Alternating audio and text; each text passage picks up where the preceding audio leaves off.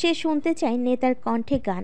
কেমন লাগে এই ধবধবে সাদা পায়জামা পাঞ্জাবি পরিহিত লোকটির বাকি গুণগুলো আবিষ্কার করতে ইচ্ছুক অনু। বেশ আকর্ষিত করে লোকটি অনুকে। তাসফিক অনুর সম্মতি পেয়ে গান ধরল। हम दोनों कहीं पे मिल जाएंगे एक दिन में पाहे मैं हो जिंदा हर मंजिल हासिल हो जाते मैं और तुम गर हम हो जाते मैं और तुम गर हम हो जाते। কিছু ছন্নছাড়াই হিন্দি গানের চরণ। পুরোটা গাইল না তাসফিক। কেন গাইল তাসফিক জানে না, কিন্তু গাইতে ইচ্ছে করলো এই অনুকূল পরিবেশে। অনুর উপস্থিতিতে সর্বোপরি পরিস্থিতি সব মিলে এই গানটা খুব করে গাইতে মন চাইল তাসফিকের। অনুকে শোনাতে ইচ্ছে করলো এই গানের প্রতিটা ধ্বনি, শব্দ, বাক্য তাসফিকের নিকট খুবই অর্থবহ লাগে তার আর অনুর ব্যাপারে। আর অপরদিকে অনু, সে তো অবলোক চেয়ে তখন তাসফিকের পানে।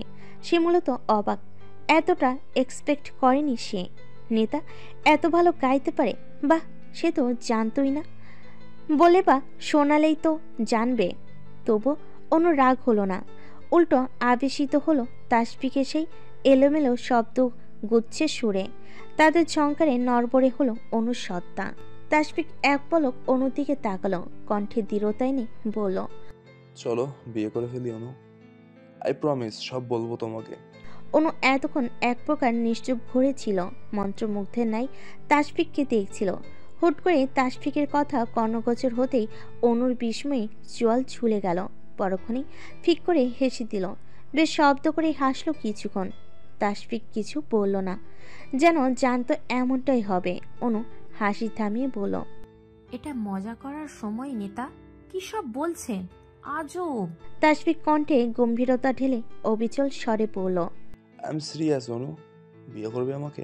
কথাটার দৃঢ়তা অনু টের পেল। তাসফিকের কণ্ঠে কিছু একটা ছিল। অনু হাসি হাসি মুখটা ধপ করে নিভে গেল। মুখটা কাচুমাচু করে বলল, আপনার মাথা ঠিক আছে? এসব ভুলভাল মজা করবেন না প্লিজ। তাসফিক অনুর সামনাসামনি বসলো। অনুর কোলের ওপর বিছিয়ে রাখা হাত দুটো সপ্তর্পণে আড়াল করলো নিজের দুই হাতের ভাঁজে। বৈশালের শক্তপোক্ত হাতের নরম কোমল উষ্ণ ছোঁয়ায় অনুর হাত দুটোকে সিক্ত করলো। এহেন ছোঁয়ায় অনু কেঁপে কেঁপে উঠল, গা শিরশির করা অনুভূতি হলো। মেরুদণ্ড বয়ে কেমন জানি একটা ঠান্ডা স্রোত বয়ে গেল। আমি মজা করছি না অনু, আমার চোখের দিকে তাকাও, মনে হয় তোমার আমি মজা করছি। অনুর হাসপাস লাগে, চোখের দিকেও তাকাতে পারে না, গুটিয়ে যায় আরো। তাসফিক আবারও বলল, কি হলো তাকাও। অনু তাকায় না, মূলত তাকাতে পারে না। অদ্ভুত সব অনুভূতিরা হানা দিচ্ছে। এদের সাথে অনু পরিচিত নয়, তো একটুও নয়। তাসফিক নেশালো কণ্ঠে ডাকে, অনু, এই অনু। অনু না চাইতো একবার তাকাই চোখ তুলে, কারণ ওই ডাক উপেক্ষা করার ক্ষমতা নেই অনুর। আর তাকাতে যেন কেঁপে ওঠে। চোখের পাপড়ি হতে শুরু করে হৃদয়ের গহ্বরে ছোট্ট শিরাও। সাথে সাথেই চোখ ফিরিয়ে নেয় অনু। তার কেমন দুর্বল লাগছে, ক্রমশ নেতিয়ে যাচ্ছে সে। তাসফিক হাতের বাঁধন আরো জোরালো করে, মন থেকে বলছি অনু, কোনো মজা নয়, আমি চাই তোমাকে আমার বউ করে। তাসফিকের কথা কর্ণগোচর হতেই অনু মোচড়ামুচড়ি শুরু করে দেয়। হাতের বাঁধন আলগা করতে চায়, কিন্তু সে চাইলে কি সম্ভব? তাসফিক যখন ধরেছে তখন সেই ছাড়বে। হাতগুলো আরো নিজের সাথে মিশিয়ে তাসফিক বলল, বলো অনু, বিয়ে করবে আমায়, বউ হবে আমার? অনু তবুও মোচড়ামুচড়ি করে। আগের কথাগুলো এবং সেই দিন রাতে তাসফিকের বলা প্রতিটি শব্দ অনুর মনে আছে। এটা কি করে সম্ভব? সে আর তাসফিক কিভাবে, মানে কিভাবে কি? তার না ভালোবাসার মানুষ আছে, মনের মানুষ যাকে তাসফিক ভালোবাসে। আর তাছাড়া তাসফিক তো তার সম্পর্কে সব জানে। তার আর ফায়েজ ভাইয়ের কথা জানে, তার চাপা দেওয়া অনুভূতির সম্পর্কে জানে। তবু এমন আচরণের এই ধরনের কথার মানে কি? অনু হিসাব মিলাতে পারে না। তার এখন মনে হচ্ছে তাসফিক তার সাথে মজা করছে, ফাজলামো করছে। আচ্ছা, সে স্বপ্ন দেখছে না তো? হতে পারে সে স্বপ্নই দেখছে, একটু পর তা ভেঙে যাবে, আবার বাস্তবে আসবে সে। তখন তাসফিক না আর এমন কথা বলবে, আর না অনুর অমন মন কেমন করা অনুভূতি হবে। তাসফিক হাতে মৃদু চাপ প্রয়োগ করলো। সে খেয়াল করছে অনু আজ অন্যমনস্ক, ভীষণ অন্যমনস্ক। যা সে বলেছে তবে তা আমলে নিচ্ছে না, কিন্তু সে তো সত্যি বলেছে, মন থেকে বলেছে, যা ভাবে ফিল করে তাই তো ব্যক্ত করেছে, নিজের খুব প্রিয় ইচ্ছেগুলো জাহির করেছে। আচ্ছা, অনুকে এখনো ফায়েজকে ভালোবাসে, এজন্যই বুঝি এত দ্বিধা, তার কথার প্রেক্ষিতে এত উদাসীনতা। আজও অনু প্রণপ্রেমে মজে, তার কি কোনো ভূমিকাই নেই অনু জীবনে? তাসফিক উত্তেজিত বোধ করলো, তার ভালো লাগছে না, আর সহ্য হচ্ছে না কিছুই, অসহ্য ঠেকছে সব কিছুই। তাসফিক অস্পষ্ট স্বরে বলল, এখনো তাকেই ভালোবাসো বুঝি? অনু চমকে উঠল, তাকালো তড়িৎ তাসফিকের পানে, তার চোখের দিকে। কি গভীর সে চাহনি, কি নিদারুণ আকুলতা আছে তাতে, তা টের পাচ্ছে অনু। অনু, আজও তাকেই ভালোবাসো না? একটু বদলায়নি তার প্রতি তোমার অনুভূতি, তাই তো? তাসফিক যা বলছে সব ভাবলো অনু। সত্যি কি আজও সে ভালোবাসে ফায়েজ ভাইকে? সত্যি কি তার অনুভূতি একটু বদলায়নি? জানি না আমি। জানো না?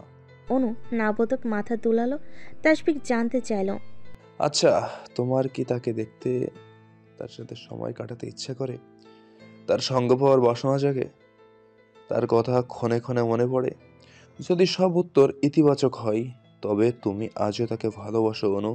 নিজের মনকে প্রশ্ন করো অনু, ভাবো মন দিয়ে। অনু এক একে ভাবলো সব, মনকে জোর দিয়ে প্রশ্ন করলো, তার কি ফায়েজ ভাইকে দেখতে ইচ্ছে করছে?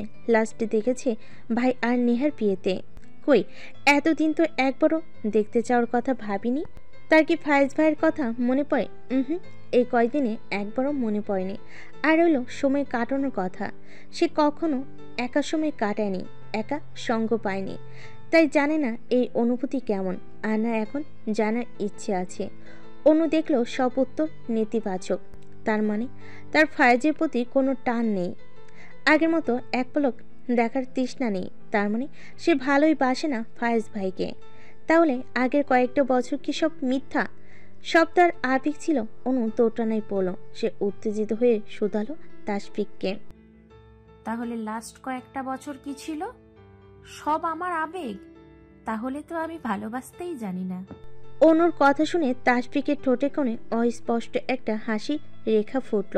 সে তার প্রিয়তমার অবাক্ত কথা বুঝেছে, যা বুঝল এটার অর্থ দাঁড়ায় তার প্রিয়তমা তারই। হ্যাঁ, আবেগই ছিল সেটা। তাসফিক ধিমি স্বরে বলল, মোহে পড়েছিলে তুমি অনু? মোহ আর ভালোবাসা কিন্তু এক নয়। আমরা অনেকের মোহে পড়ি, কিন্তু ভালোবাসি সেই একজনকেই। আর সেই একজন কি ফায়াজ? অনু নাবোধক মাথা দুলালো। তাসফিক হালকা হেসে বলল, তাহলে সমস্যা কি মেয়ে আমাকে বিয়ে করতে? আমি কি সেই একজন হতে পারি না? অনু ভেজা গলায় বলল। কিন্তু আপনার মনে যে অন্য কেউ আছে? তাসফিক অবাক হলো, বলে কি মেয়ে? তার মনে অন্য কেউ বলতে কি আছে? অনু ছাড়া তো কেউ নেই, অনুই প্রথম, অনুই শেষ। সে শুধালো, মানে অন্য কেউ বলতে কে বলেছে তোমাকে? আপনিই তো সেদিন বললেন আপনার পছন্দের মেয়ে আছে, তাকে ডিরেক্ট বিয়ে করে নেবেন। তাসফিক কতক্ষণ বোকার মতো চেয়ে রইল, পরক্ষণে বেশ উচ্চ শব্দে হেসে ফেল। সে নাকি সেই দিন বলল তার পছন্দের অন্য মেয়ে আছে, আর তাকে ডিরেক্ট বিয়ে করে নিবে। মেয়েটা কি বোকা? কি বুঝতে কি বুঝলো? পছন্দের কেউটা কি হতে পারে না সে? এই সহজ বিষয়টা মেয়েটার মাথায় এলো না। ও আচ্ছা, এই জন্যই বুঝি তাকে এড়িয়ে চলা, তার প্রতি রাগ অভিমান পোষা। তাসফিকের ঠোঁটে হাসি আরো চওড়া হলো। আছে তো আমার পছন্দের কেউ, এবং হ্যাঁ, তাকেই বিয়ে করব আমি।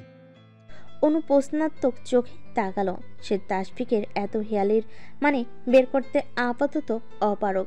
তাসফিকই নিজেই ক্লিয়ার করে বলল, আর তাকেই আজ কনফেস করেছি আমি। তাকেই বিয়ের প্রস্তাব দিয়েছি, কিন্তু তার তরফ থেকে নো রেসপন্স। শেষ কথাটা বেশ গমগমে গলায় ঠোঁট উল্টে বলল তাসফিক। অনু তখনও তোটো নাই, বোকা বোকা চোখে চেয়ে। তাসফিক বলল ফ্যাসাদে, উফ, মেয়েটা এত বোকা কেন? নাকি ইচ্ছে করে বোকা সাজছে? কিন্তু সে আর কিভাবে বোঝাবে? তার কি লজ্জা নেই নাকি? আর কত প্রকাশ করবে? আচ্ছা থাক, ভালোবাসার জন্য একটু নির্লজ্জ হওয়াই যায়। তার ভালোবাসার জন্য ভালোবাসার মানুষটার সামনেই তো হবে, আর কারোর সামনে তো না। জনগণ তো আর জানতে পারবে না যে তাদের নেতা এমন নির্লজ্জ। তাই রয়েসই বলল, সেই কেউটা কিন্তু আমার সামনে বসা ব্যক্তিটি, যার হাত আমার হাতের ভাঁজে বন্দি, যার নাম মিস মেহনাজ শেখ। কোনো এক লাজুক স্বল্পভাষী অনুষে। এখন সে কি রাজি এই অধমকে বিয়ে করতে? অনুর হিসেব মিলল অবশেষে। তাহলে তাসফিক শুরু থেকে তাকে পছন্দ করত, ভালোবাসতো, আর সেদিন তার কথাই বলেছিল সবার সামনে। আর সিঙ্গিনা রাগ অভিমান নিয়ে দূরে সরে গেছিল, তাসফিককে ভুল বুঝেছিল। কিন্তু তাসফিক কিভাবে তাকে ভালোবাসতে পারলো, যেখানে সে অনুর ব্যাপারে সবটা শুরু থেকে জানে? কেন তাসফিকের ইনসিকিউরিটি নেই? আমার সব ব্যাপারে আপনি তো জানতেন, তাহলে তাহলে আমি কেন? বেশ আরক্ত কণ্ঠ তাসফিকের, আবারও বলল, ওই যে ধাক্কা দিল না সেদিন, সেটা আমার শরীরে না লেগে আমার হৃদয়ে লেগেছিল। তাই তুমিই বুঝেছো অনু? অনু ঢোক গেল পরপর, আর তাসফিক একটু থেমে আবারও বলল, তারপর সেই অশ্রুভেজা চোখ, ওইটা আমি আজও ভুলতে পারি না অনু। আমার স্বপ্নে হানা দেয় সেই দুটো চোখ। দিনের আলোয় চোখ বুঝলেও দেখি আমি। মানুষ তো কাজল কালো নয়নের প্রেমে পড়ে, আমি না হয় তোমার ওই অশ্রুসিক্ত দু চোখে মত্ত হলাম। ক্ষতি তো নেই, তাই তুমিই অনু। আমার শুরু থেকে শেষ তুমিই অনু। সর্বোপরি শুধু তুমিই। কিন্তু আমি যে ভালোবাসতে জানি না। ভালোবাসতে না জানা মানুষগুলো দিন শেষে সবচেয়ে বেশি ভালোবাসতে জানে অনু। একদিন দেখবে তুমি আমার চাইতেও হাজার গুণ বেশি ভালোবাসবে।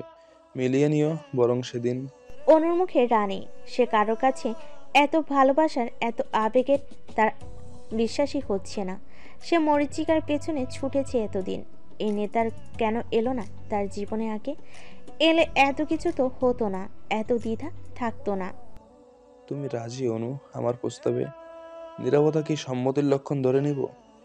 অনু অশ্রুসিক্ত চোখে একটু হাসল, আর এতেই তাসফিক পেল তার উত্তর। সে উচ্ছ্বাসিত কণ্ঠে বলল, আমি দেরি করতে চাই না, কিন্তু সামনে তো ইলেকশন, একটু গুছিয়ে নেই, তারপর তোমার বাড়িতে প্রস্তাব দিব, ঠিক আছে? অনু মাথা দুলালো। তাসফিক বাম হাতে পরিহিত ঘড়িতে সময় দেখে বলল, রাত হচ্ছে, চলো পৌঁছে দেই তোমায়। তারপর অন্যদিকে তাকিয়ে ভুরু নাচিয়ে বলল, একটা বিষয়ে বুঝতে পারলে? কি? আবির কিন্তু আর খোঁজ নিল না। বেটা সত্যিই বউয়ের সাথে প্রেম করছে, সাদা বউ পাগলা। অনু হেসে ফেল তাসফিকের বলার ধরন দেখে। তাসফিকও হাসলো তালে তাল মিলিয়ে। মূলত ওকে হাসাতে তাসফিক এমনটা বলেছে। বেচারি এত কিছু একসাথে নিতে পারছে না।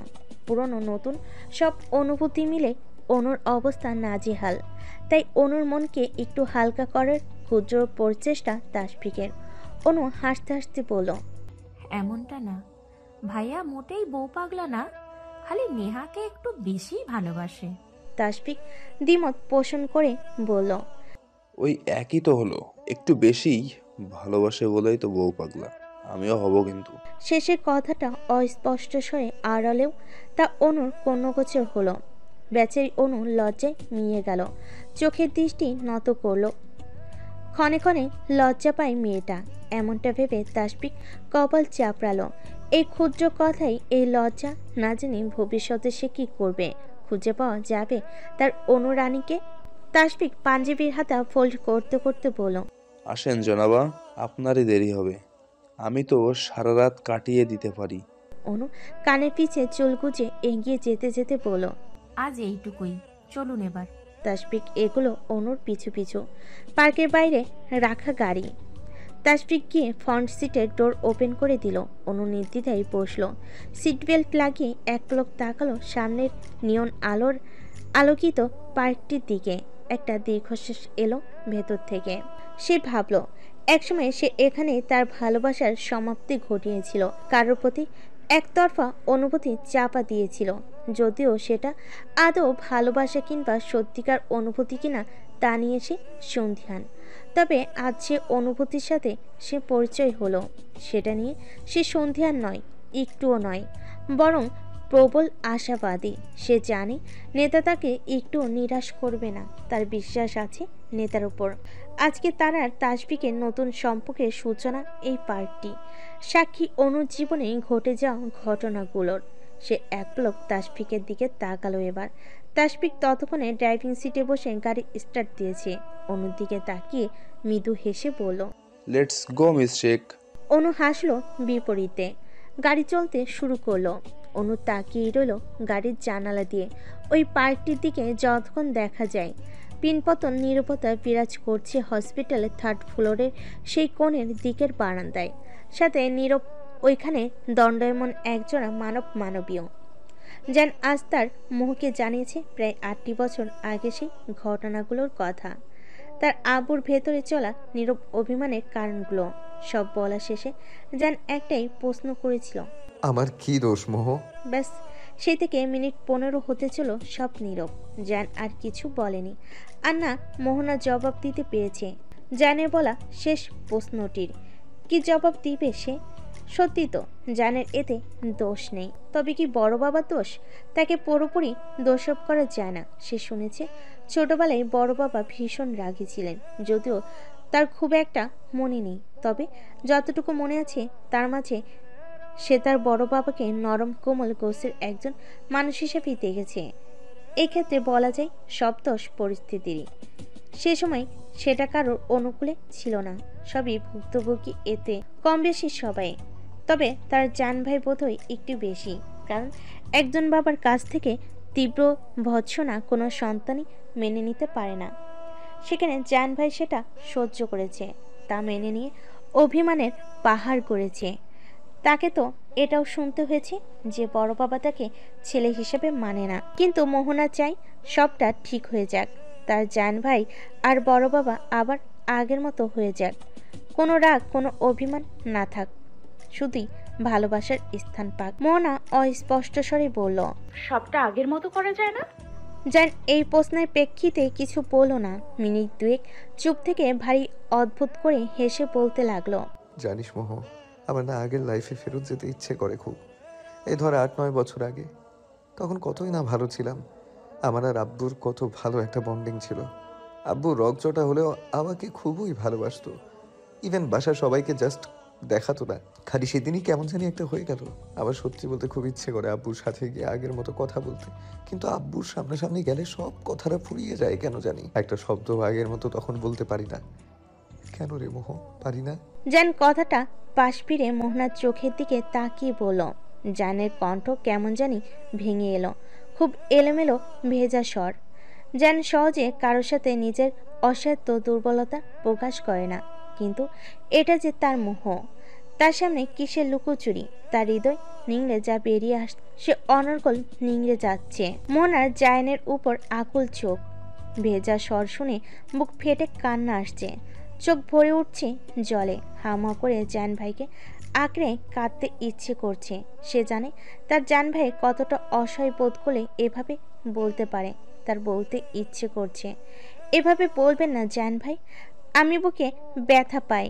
আপনার এই অবস্থা আমার সহ্য হয় না, আপনি প্লিজ স্বাভাবিক হন। কিন্তু সে বলতে পারে না। জলেরা চোখ ছাপে বৃষ্টির ন্যায় গাল বেয়ে গড়িয়ে পড়ে। ঠোঁটেরা তখন একে অপরের সাথে চেপে কানের হিড়িক আটকাতে ব্যস্ত। জান চেঁচিয়ে দেখল মোহনাকে। সে দেখতে পারছে, অনুভব করতে পারছে তার পাশে দণ্ডায়মান এই মানবী তার কষ্টে ঠিক কতটা কষ্ট পাচ্ছে। কিন্তু তাকে আগলাতে অপারক সে, কারণ সে নিজে যে ভেতর থেকে ভাঙ্গা চোরা। তবুও সহ্য হয় না মোহনার চোখের এক ফোঁটা জলও। জান ভারিক্কি স্বরে বলল, একটু জড়িয়ে ধরি তোকে মোহ। এবার আর মোহনা নিজেকে আটকাতে পারল না, শব্দ করে কেঁদে উঠল। ইস, কি অসহায় আকুল কণ্ঠে তার জান ভাইকে তাকে বলল। একটু জড়িয়ে ধরতে চাইল, মোহনা কিছুই বলল না। নিজে এগিয়ে জড়িয়ে ধরল জায়নকে, আলগোছে মাথা রাখলো জায়নের উষ্ণ বুকে, যেন আগলে নিল মোহনাকে। এটাই তার প্রশান্তি। হাজারো অশান্তির ভিড়ে তার নিজস্ব এক টুকরো প্রশান্তি, যাকে নিজের সাথে জড়িয়ে নিলে সব কষ্টকে ফিকে লাগে, যার সান্নিধ্য দুঃখরা অবসর নেয়, এটাই তার মোহ। এভাবে একে অপরকে জড়িয়ে কতটা সময় কাটলো তারা জানে না। তারা শুধু অনুভব করছে একে অপরকে। কিছু সময় কাটালো একজন অপরজনাতে মত্ত হয়ে। এখন তো কিছু সময় যেখানে কষ্টরা তাদের ছুতে অপারগ, ব্যর্থ। খানিক বাদে জায়ানের ফোনটা উচ্চ শব্দে বেজে উঠল। মোহনা নিজেকে ছাড়িয়ে নিতে চাইল, তবে পারল না জায়ানের বেশ বাহু বেষ্টনী থেকে মুক্ত হতে। জায়ান এক হাতে মোহনার পিঠ আঁকড়ে ধরে রইল এবং মোহনাকে জড়িয়ে ধরা অবস্থাতেই অপর হাতে ট্রাউজের পকেট থেকে হাতে ফোনটা বের করলো। স্ক্রিনে ভাসছে ফায়েজের নাম। জায়ান রিসিভ করে ফোনটা কানে ঠেকালো। ওপাশ থেকে ফায়েজ কি বলল শোনা গেল না। জায়ান উত্তরে বলল, এই তো আশেপাশে আছি, আসছি আমরা। কলটা কাটতেই মোহনা জিজ্ঞেস করলো, কে কে কল করেছে? জায়ান মোহনার দুই কাঁধ ধরে নিজের বুক থেকে মাথাটা তুলতে তুলতে বলল, ফায়াজ, কি বললো? আব্বুর জ্ঞান ফিরেছে, তাই খুঁজছিল আমরা কোথায়। মোহনা ছটফটিয়ে বলল। তাহলে তাড়াতাড়ি চলুন। জায়ান মোহনার বাম হাতটা নিজের হাতের ভাঁজে নিয়ে হাঁটতে হাঁটতে বলল। হ্যাঁ চল। কিছুক্ষণের মধ্যেই ওরা গিয়ে পৌঁছালো। সবাই দাঁড়িয়ে তখন। মীরা আর রুবিনা বেগম ভিতরে ঢুকছেন। ডাক্তার বেশি মানুষ কেবিনে অ্যালাউ করছে না, তাই ওরা বের হলেই বাকিটা ঢুকতে পারবে। আবির নেহাও এসেছে, সাথে ইলমা শেখেরাও সবাই। নেহা ভীষণ কান্নাকাটি করেছে, ওকে আগে জানানো হয়নি কেন তাই। অপারেশনের পর ফিয়া ফোন দিয়ে জানিয়েছিল মূলত সবার মাথা থেকে তাকে জানানোর ব্যাপারটা বেরিয়ে গেছিল এত টেনশনের মধ্যে। এসেছে এখনো মিনিট 5 হয়েছে। তখন মীরা আর রুবিনা বেগম ভেতর কেবিনে ঢুকে গেছে অলরেডি, তাই আর নেহার তার আব্বুর সাথে দেখা করা হয়নি। আর এতে মেয়েটা কেঁদে কেটে ভাসাচ্ছে। আবির বাহু জড়িয়ে রেখে ক্রমাগত তাকে সান্ত্বনা দিচ্ছে, তাকে আগলাচ্ছে। এত টেনশনের মাঝেও এ দৃশ্য সবার নজর কালো। সবাই মুগ্ধ হয়ে দেখলো ওদের। জানের চোখে আবিরের প্রতি কৃতজ্ঞতা, সে যেন চোখে হাসলো। এটা ভেবে শান্তি পেল সে তার আব্বু ছাড়াও নেহার একটা নির্ভরযোগ্য আপন মানুষ আছে, একটা প্রশান্তিময় বুক আছে যাকে আগলানোর জন্য যে সময়ে অসময়ে প্রয়োজনে অপ্রয়োজনে তার বোনটার পাশে ছায়া হয়ে থাকবে। একজন ভাইয়ের কাছে তার বোনের জন্য এর চেয়ে বেশি চাওয়ার আর কি আছে। মিনিট 3 পর মীরা আর রুবিনা বেগম বের হলেন। তাদের আগে চেয়ে একটু শান্ত লাগছে। কিছুক্ষণ আগেও তারা দুজন বেশ অস্থির ছিলেন ইরহাম সাহেবের জন্য। দেখা হওয়ার সামান্য কথা হয় তারা এখন অনেকটা স্বস্তি পেয়েছে। যদিও ইরহাম সাহেব কিছুই বলেনি, চোখ মেলে শুধু চেয়েছিলেন। চোখের পলক ফেলে আর মাথা দুলিয়ে যা বোঝানোর বুঝিয়েছে। ওনারা বের হতেই নেহা যাওয়ার জন্য ছটফট শুরু করলেন। এগিয়ে এসে মীরা বেগম জড়িয়ে ধরে অভিমানী স্বরে বলল, বিয়ে দিয়ে একেবারে পর করে দিলে আম্মু। আব্বু যে অসুস্থ এটাও এত দেরি করে জানালে। মীরা বেগম ও মেয়েকে জড়িয়ে ধরে আশ্বস্ত করে বলেন, কি বলছিস মা এসব? পর কেন হবি আমাদের? আর চিন্তা করিস না, তোর আব্বু একদম সুস্থ আছে। দেখে এলাম না আম্মু গিয়ে। নেহা বাচ্চাদের মতো বায়না করে বলল, ও আম্মু, আমি একটু গিয়ে দেখে আসি আব্বুকে। যাও, বেশি কথা বলিও না কেমন আব্বুকে। আর হ্যাঁ, কান্নাকাটিও করবে না। নেহা মাথা দুলিয়ে সায় জানালো। মীরা বেগম তারপর আবিরের দিকে তাকিয়ে বলেন, নেহাকে নিয়ে তুমি সহ যাও আব্বু। জি। আবির সম্মতি জানি নেহার হাত ধরে বলল, চলো। ওরা দুজন ভেতরে গেল। তৎক্ষণাৎ ইরফাত সাহেব এসে পৌঁছালেন হসপিটালে। এসে তারা দিলেন বাকিদের বাসায় যাওয়ার জন্য, যেহেতু ইরহাম খান এখন সুস্থ আছেন। ফারিসকে বললেন, ফারিস বাবা, গিয়ে তোমার দাদু আর আম্মুদের দিয়ে আসো। ওরা কেউ অমত করলো না, কেননা ইরহাম খান এখন সুস্থই আছেন। অযথা এখন হসপিটালে ভিড়ভাট্টা করে লাভ নেই। কাল সকালে সে দেখে যাবেন না হয়। রুবিনা বেগমও অমত করলেন না, যেহেতু তিনি ইতিমধ্যে ছেলের সাথে দেখা করেছেন, মোটামুটি পর্যায়ে সুস্থ দেখেছেন, তাই আর থাকার জন্য জেদ করেননি। ওনার তো বয়স হয়েছে, প্রায় বার্ধক্যজনিত অসুস্থতা লেগে থাকে, তাই বাসে চলে যাওয়াই ভালো। ফারিস, রুবিনা, রূপা, নাফিসা বেগম, মুহিত ও ফিয়াকে সাথে নিয়ে গেল। মীরা যাবে না, তিনি আজ রাতে হসপিটালে থাকবেন। ফারিস মোহনাকে সহ ওদের সাথে যেতে বলে জান বাধা দিয়ে বলে, মোহনা থাকুক এখানে আম্মুর সাথে, আমি ফায়াজ আর ছোট আব্বু তো আছি। ওরা আর জোর করলো না ওকে। মোহনা নিজেও কিছু বলেনি। এমন পরিস্থিতিতে জায়ানের সাথে থাকতে পেরে উল্টো তার ভালো লাগছে, তাই চলে যাওয়ার প্রশ্নই ওঠে না। ইলহাম সাহেব বাসায় নেই, উনি সিলেটে গেছেন ব্যবসায়িক কাজে। আজ ইরহাম ও ইফাত সাহেব গিয়েছিলেন অফিসে। আর সন্ধ্যায় হঠাৎ করে এই দুর্ঘটনা ঘটে গেল। ভাগ্য ভালো ইফাত সাহেব সাথেই ছিলেন, না হলে বড় দুর্ঘটনা ঘটে যেত। উনি অ্যাম্বুলেন্স কল করে বাসায় ফোন করে জানিয়ে দেন, তারপর একাই ওনাকে হসপিটালে আনেন। এরপর জায়ানরা আসলে তিনি বাসায় যান ফ্রেশ হতে। তিনি একা অনেক ধকল সামলেছেন। নেহা আবির বেরিয়ে এলো, ইলমাও গিয়ে দেখে আসলেন ভাইকে।